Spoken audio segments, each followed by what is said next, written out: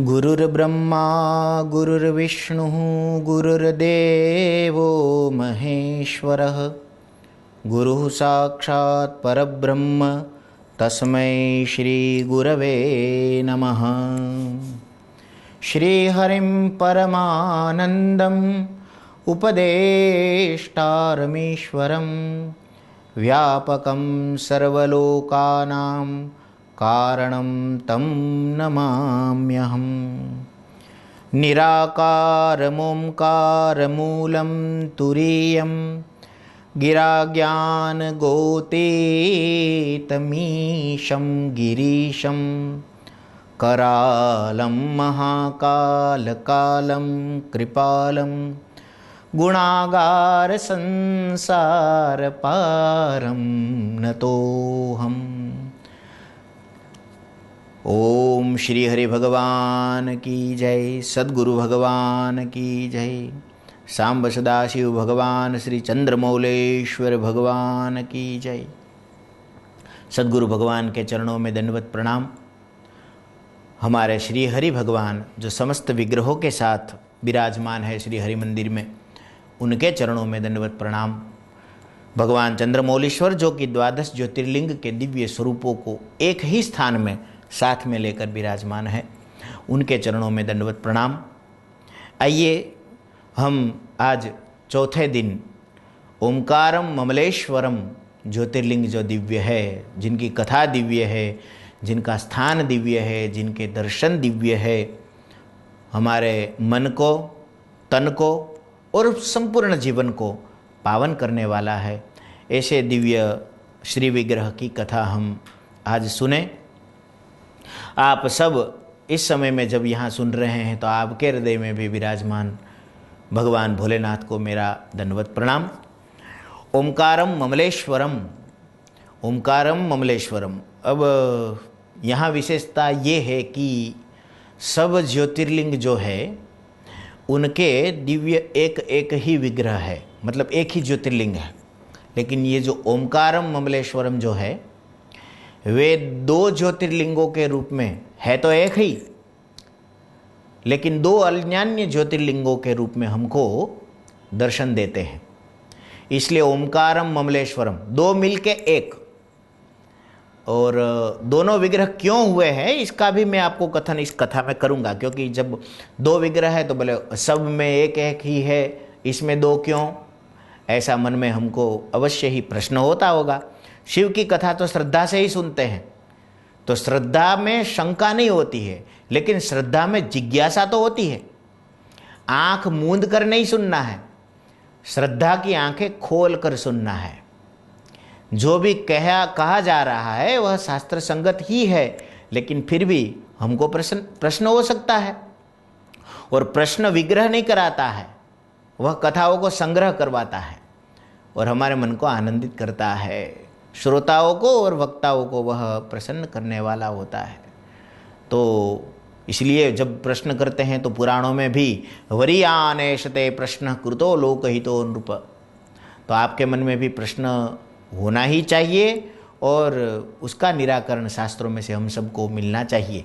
यह मेरी श्रद्धा है और इस श्रद्धा को भगवान भोलेनाथ पूर्ण करते हैं। आइए हम ओमकारम ममलेश्वरम की कथा सुने। क्षेत्र की यदि बात करूं तो मध्य प्रदेश को, इस दूसरे ज्योतिर्लिंग को भी अपने में स्थान प्राप्त करने का सौभाग्य मध्य प्रदेश को मिला है। मध्य प्रदेश के खंडवा जिला जो कहलाता है, डिस्ट्रिक्ट प्लेस खंडवा, उसमें नर्मदा का तट है बहुत दिव्य। नर्मदा नदी वैसे तो आपको पता ही है सबको, नर्मदा जी अमरकंटक से निकलती हुई अन्यान्य प्रदेशों को पवित्र करते करते गुजरात में भरूच तक आकर फिर समुद्र में सम्मिलित होती है। तो नर्मदा, अब शंकर की उपासना करने वाले को नर्मदा के तट पर बड़ा आनंद आता है, क्योंकि नर्मदा के तट पर शिव उपासक, वैसे तो नर्मदा जी का तट ऐसा है कि सभी प्रकार के उपासक, शक्ति के उपासक, गणेश जी के उपासक, शिव के उपासक और अन्यान्य साधनाएं, देखिए साधना इतनी है कि क्या कहें। और साधनाएं इतनी क्यों हैं? क्योंकि सभी मन की प्रकृतियां, इच्छाएं अलग अलग है। तो जो जो इच्छा प्रकट करता है तो उसको उन उन विग्रहों की उपासना करनी होती है। और ये सब पुराणों में बहुत विस्तार से बताया गया है। भागवत जी को भी पढ़ लीजिएगा इसमें, और शिव पुराण को भी पढ़िएगा। अन्यान्य कामनाओं के लिए अन्यान्य देवताओं की उपासना। तो सभी प्रकार के भक्त नर्मदा जी के तट पर है, लेकिन विशेष रूप से जैसे हमने सुनाई है, मैं आपको बताऊं, नर्मदा जी में जितने कंकर उतने शंकर, ऐसा वचन है।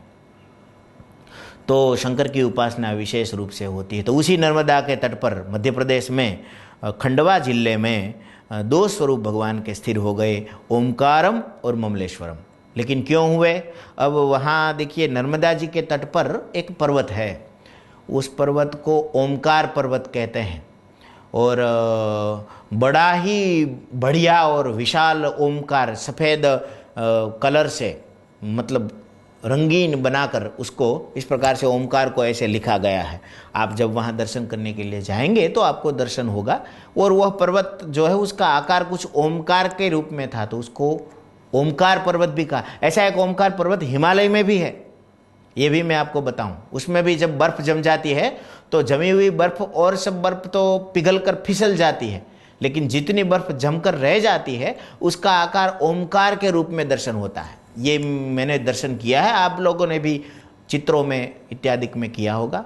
तो ये ओमकार पर्वत है, लेकिन उसी ओमकार पर्वत को मांधाता पर्वत भी कहा जाता है, यहाँ जो नर्मदा के तट पर है, क्योंकि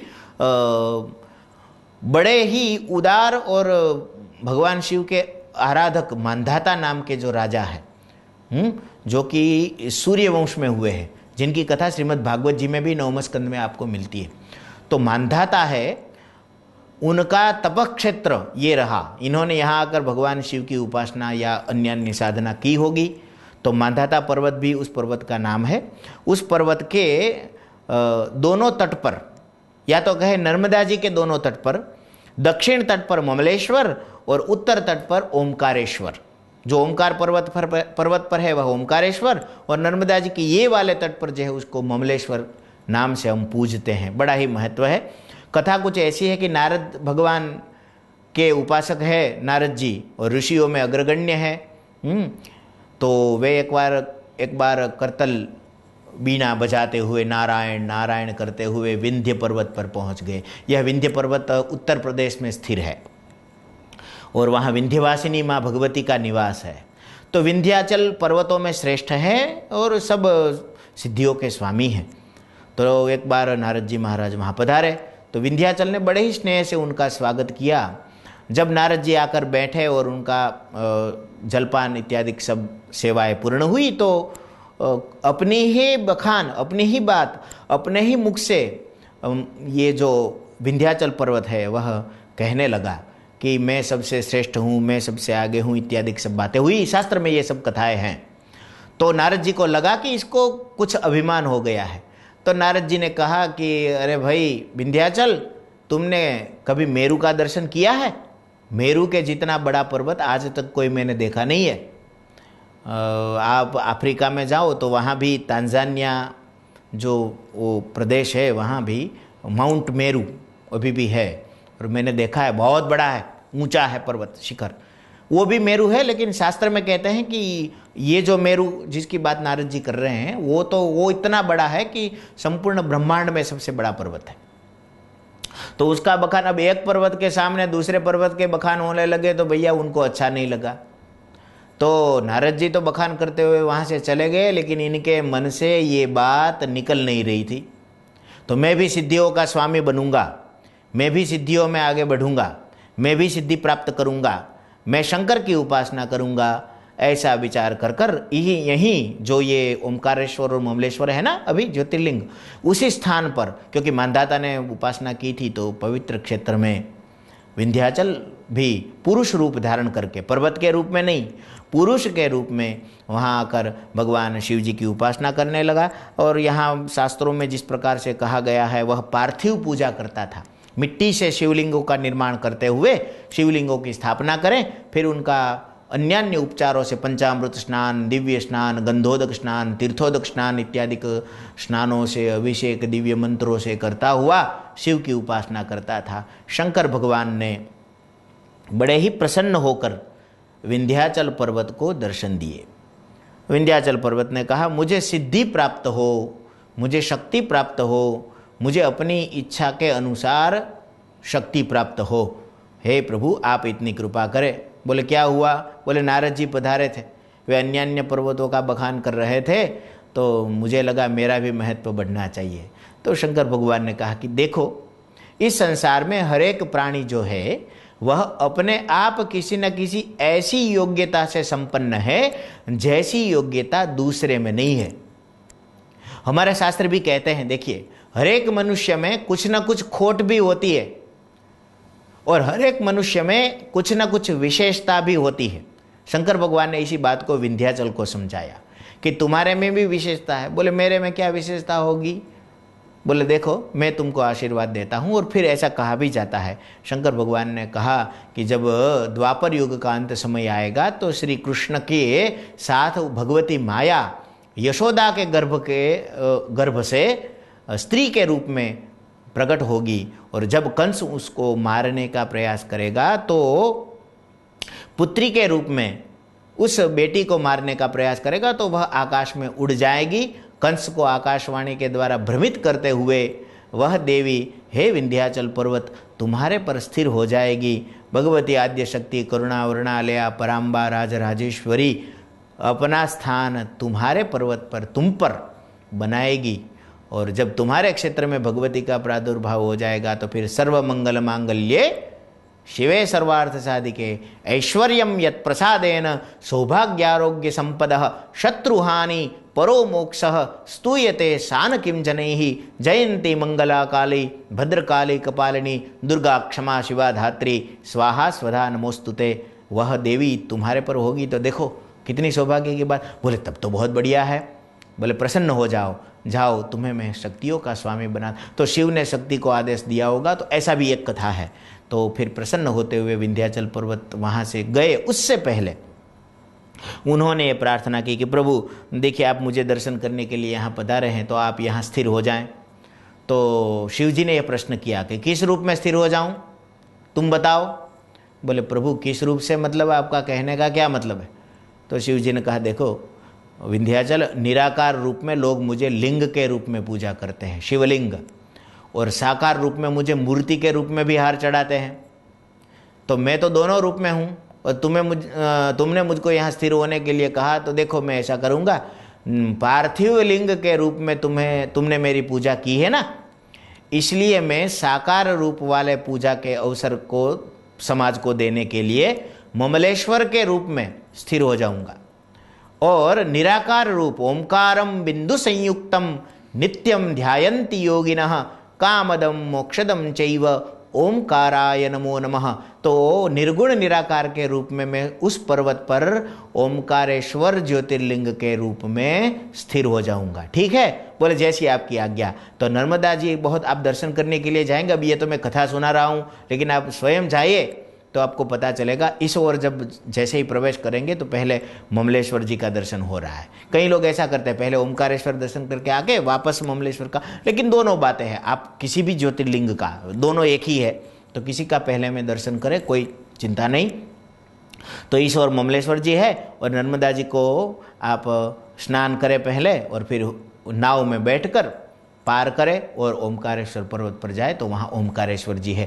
वहाँ जल सदैव बना रहता है। ज्योतिर्लिंग भी कुछ अवघड़ रूप में है, ऐसे जैसे आकार लिंग का होता है ना, ऐसे नहीं है। अनघड़ रूप जिसको कहते हैं उस रूप में है, और कुछ आसपास में जल भी बना रहता है, ऐसा कहते हैं। तो आप दर्शन करिएगा तो उस मांधाता पर्वत पर और इस प्रकार इस तट पर भी स्थित, और विंध्याचल आदि पर, और आज हम पर भी कृपा बरसाने वाले भगवान ओमकारेश्वर और ममलेश्वर, जो कि एक रूप ही है, उन दोनों के चरणों में हमारा अनुराग हो जाए, उनकी कृपा हम पर बरसे। इसी भाव से आप सबकी ओर से, मेरी ओर से उनको प्रणाम करते हुए आइए हम इस कथा और सत्संग सत्र को यहीं पूर्ण करें। आप सबको बड़े भाव से और प्रेम से ओम नमः शिवाय।